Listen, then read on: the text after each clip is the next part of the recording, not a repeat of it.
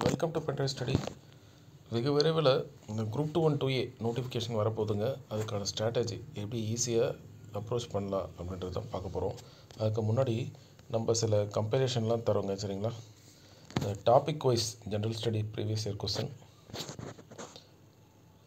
General studies, mental ability, பொது Tamil and current affairs எல்லாமே topic wise தான் இருக்கும், சரிங்களா? ஈவன் சப் டாபிக்ஸும் நம்ம பிரிச்சிருக்கிறதுனால நீங்கள் ஈஸியாக மார்க் ஸ்கோர் பண்ணுறதுக்கு ஹெல்ப்ஃபுல்லாக இருக்கும், சரிங்களா? அதை நீங்கள் பார்த்துக்கோங்க. சரிங்க, இப்போ இங்கே வருவோம். இது வரைக்கும் நடந்து முடிஞ்ச எக்ஸாம்ஸ்லாம் நம்ம இப்படி தான் பேட்டர்ன் வச்சுருப்போம். லாங்குவேஜில் ஒரு 90+, மேக்ஸில் ஒரு 22+, ஜென்ரல் ஸ்டடீஸில் ஒரு 60+, டோட்டல் 172. மீதி இருக்கிற கொஸ்டின்ஸ் நம்ம விட்டு வர போகிறதில்ல, சரிங்களாங்க? 28 கொஸ்டினையும் நம்ம விட்டு வர போகிறதில்ல. With the help of elimination method and smart guessing மூலிமா நம்ம கிளியர் பண்ணுவோம். ஸோ 175 to 180 நமக்கு ஸ்கோர் கிடச்சிரும், நம்ம வேலை வாங்கிட்டு போயிடுவோம். ஸோ இனிமேட்டு இது நடக்காதுன்னு நினைக்கிறேன். ஏன்னா டிஎன்பிஎஸ்சி வந்து இப்போ அவங்க ஸ்டாண்டர்டை மாற்றிட்டாங்க. முன்னாடிலாம் ஒரு 5 ஸ்டாண்டர்ட் வச்சுருந்தாங்க TNPSC: SSLC, diploma, 12 higher secondary or 12 standard, degree standard, PG standard அப்படின்னு சொல்லிட்டு. இப்போ எல்லாத்தையுமே அவங்க டிகிரி ஸ்டாண்டர்டாக கன்சிடர் பண்ணுறாங்க. அதாவது முன்னாடி டிகிரி ஸ்டாண்டர்டில் வந்து இந்த குரூப் 2வும் குரூப் 1ம் இருக்கும். குரூப் 4ல் வந்து எஸ்எஸ்எல்சி ஸ்டாண்டர்டில் விடும். பட் இனிமேட்டு அது அப்படி கிடையாது, சரிங்களாங்க?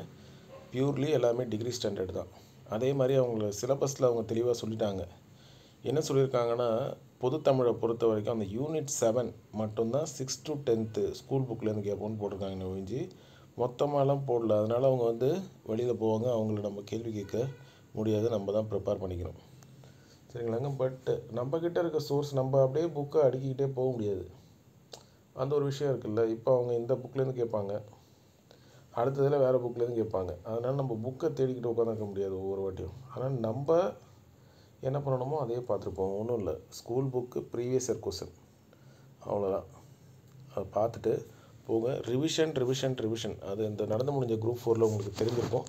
நிறைய இது கன்ஃபியூஸ் ஆகிட்டாங்க நிறைய பேர். கடைசி அந்த ஸ்டேட்மெண்ட்டாக கொடுத்தாலே பிரச்சனை தான். ஏன்னா ஸ்டேட்மெண்ட்டாக கொடுக்குறப்ப 2 இது எலிமினேட் பண்ணிவிடுவோம். கடைசியாக முதல் மேல் பூனை இதுவா அதுவா அப்படின்றதுலாம் நிறைய பேர் கன்ஃபியூஸ் ஆகிட்டாங்க. அது கன்ஃபியூஸ் ஆகணும்னா நீங்கள் என்ன பண்ணணும், கண்டிப்பாக ஷார்ட் ட்ரிக் வச்சுருக்கணும். இந்த வார்த்தை வந்தால் இந்த வார்த்தை, இந்த வார்த்தை வந்தால் இந்த வார்த்தை அப்படின்னு சொல்லிட்டு. அப்படி இல்லைன்னா ஒர்க் ஆகாது, சரிங்களா? அதை நீங்கள் கரெக்டாக பாருங்கள். இப்போதையிலேருந்தே உட்காந்துருங்க. வரப்போகிற குரூப் 2 1 2Aயில் 80+ பொது தமிழார் ஜென்ரல் இங்கிலீஷில் பார்க்க பாருங்கள். மேத்தமேட்டிக்ஸில் ஒரு 20+, ஜென்ரல் ஸ்டடீஸில் 55+. ஸோ 155 நமக்கு கிடச்சிரும். மீதி இருக்கிற 45 கொஸ்டினை with the help of elimination method and smart guessing மூலிமா நம்ம இது பண்ணிடலாம், சரிங்களாங்க?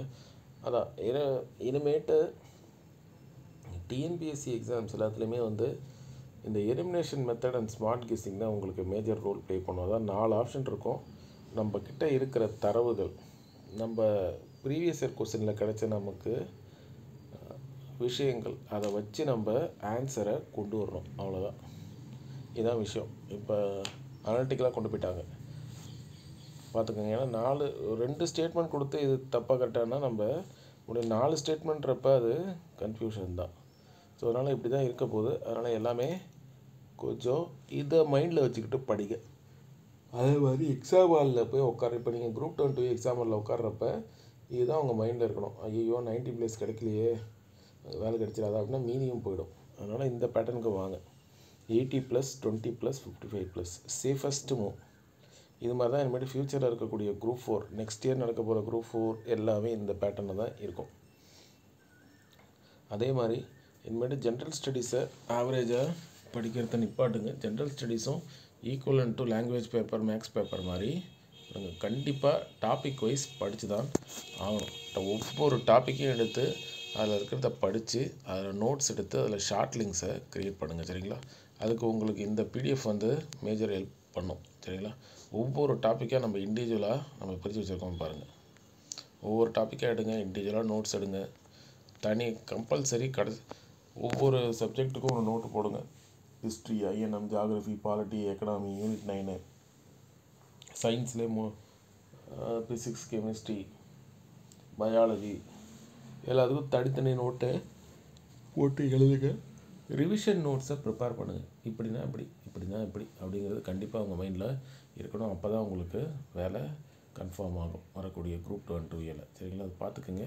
யார் யார் இன்ட்ரெஸ்டடோ எனக்கு இந்த நம்பருக்கு வாட்ஸ்அப் பண்ணுங்கள். நான் எப்படி அந்த ப்ரீவியஸ் இயர் கொஸ்டின் சொல்கிறேன்.